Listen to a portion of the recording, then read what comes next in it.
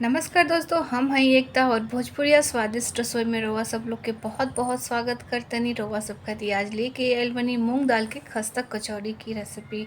बहुत कम समय में और बहुत ही टेस्टी सा खस्ता कचौड़ी हमनी के घर में बना सकेनी जा, एकदम मार्केट के जैसा। तो एक बार आप सब लोग भी ज़रूर बनाई। तो चली जा शुरू करते जा खस्ता कचौड़ी बनावे खातिर। तो सबसे पहले मूंग दाल भिंगा करके रखे के बाद तो अच्छे से पानी से धो करके 2 से 3 घंटा मूंग दाल भिंगा ली, चाहे आप पूरी रात भी एकरा के भिंगा के रख सकेनी। और फटाफट से अब डो बना करके हमने के तैयार कर लेतनी जा। तेजी हम मैदा के यूज़ के लिए बनी, आप चाहें तो गेहूं के आटा भी ले सकेनी।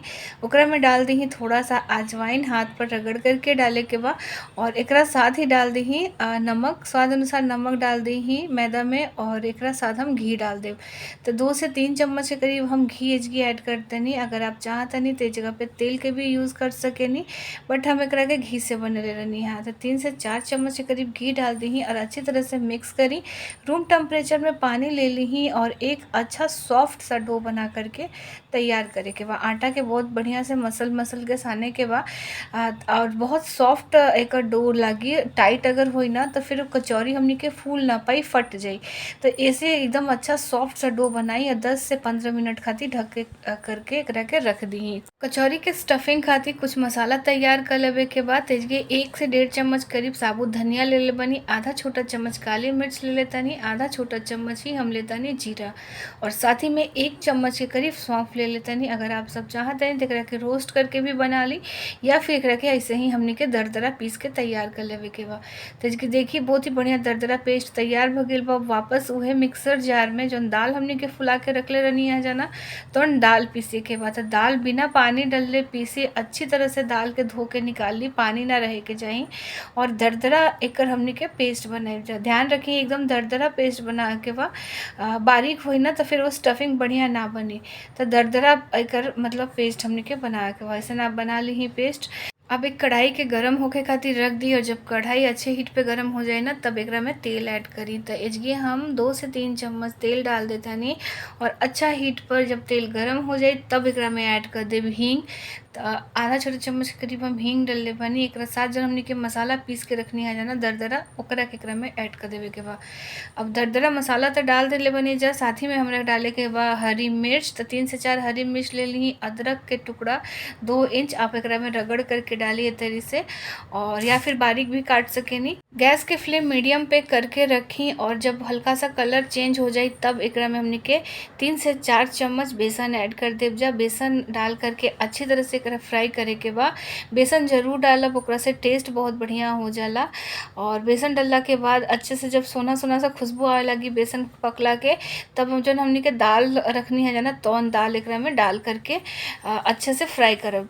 मीडियम फ्लेम पर थोड़ा जब तक सूखा ना हो जाए तब तक आप एकरा के फ्राई करी। करीब करीब आपको 3 से 4 मिनट लग जाए फ्राई करे में। और ओकरा बाद डाल दी स्वाद अनुसार नमक और साथ ही में डाली थोड़ा सा हल्दी पाउडर, मतलब आधा छोटा चम्मच के करीब हल्दी पाउडर डाल देता नहीं और साथ में लाल मिर्च के पाउडर डाल दी। अगर आप चाहें तो एजगी आप तीखी वाली लाल मिर्च के भी यूज़ कर सकेनी। हम आधा छोटा चम्मच तीखी लाल मिर्च डलले बनी, आप काश्मीरी लाल मिर्च भी एकरा में डाल सकेनी। साथ ही में डाल दी गरम मसाला और आधा छोटा चम्मच एकरा साथ हम डालब ढेर सारा आमचूर। आमचूर डाले के बाटे 1.5 से 2 चम्मच के करीब अब अच्छे से एकरा के फ्राई करे के बहुत ही बढ़िया से एकरा के फ्राई करे के बाद करीब करीब 5 से 8 मिनट के समय लग जाई और एकदम अच्छी तरह से एकरा के फ्राई करी एक अच्छा खुशबू आवे तक। तो मतलब जो स्टफिंग दिखाई देता ना अभी बंधल बंधल बा, तो पूरा एकदम एक एक अलग हो जाए तब तक फ्राई करे के बा।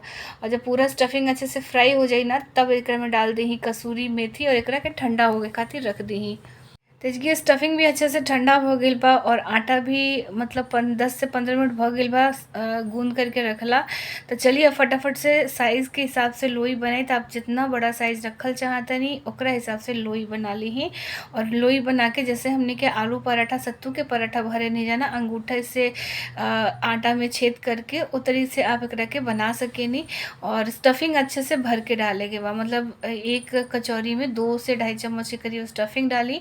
अच्छी तरह से एकरा के पैक कर लीही और फिर आप एकरा के अच्छे से हाथ के मदद से दोनों हाथ के बीच में रख के एकरा के चपटा कर दीही।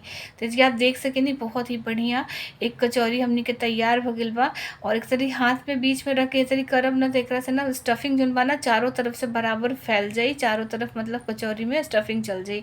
बस एक तरह से जितना बड़ा साइज़ चाहिए आप कचौरी के भर करके तैयार कर लीही। और अब साथ ही में तेल भी गरम करे खातिर रख दीही। तेल बहुत ज़्यादा हीट पे गरम ना होखे के चाहिए, मतलब थोड़ा सा गरम तेल में ही डाले के बटे। बहुत ज़्यादा तेल में अगर हमनी के गरम में डाल देव जाना तो पूरा कचौरी में बबल सा आ जाई। तो एकरा से हल्का सा तेल जब गरम रही तभी डाली और अलट पलट करके दोनों साइड से अच्छा कलर आवे तक सेक लीही, मतलब फ्राई कर लीही। कचौरी बनावे में आपके करीबन करीबन तल के तैयार करे में 5 से 8 मिनट के समय लागी। मीडियम फ्लेम पर आराम से एकरा के धीरे धीरे तल लीही और फिर आप सर्व करी। स्टफिंग बना करके भी आप एकरा के यूज़ कर सकेनी ट्रैवलिंग में या फिर कोई पार्टी वगैरह में। पहले से स्टफिंग बना के रख लीही और फिर आप जब भी ज़रूरत पड़ी तो फटाफट से कचौरी भर करके आप तल के तैयार कर सकेनी। 1 से 1.5 महीना तक एक स्टफिंग खराब ना हुई, बहुत काफ़ी दिन तक चली। आप सब लोग भी गर्मा गर्म कचौरी बनाई और सर्व करी। एकदम खस्ता कचौरी बनेला मार्केट के जैसन, सॉस के साथ या फिर आलू के सब्जी के साथ एकरा के सर्व कर सकेनी। बहुत ही टेस्टी और एकदम खस्ता बनल रहला। आप सब भी एक बार जरूर ट्राई करी और वीडियो पसंद आई तो लाइक शेयर सब्सक्राइब करब। वीडियो के अपना फ्रेंड और फैमिली मेम्बर के पास जरूर भेज देव जा। फिर मिलते नहीं एक नया वीडियो में, तब तक अपन बहुत बहुत ध्यान रखब जा।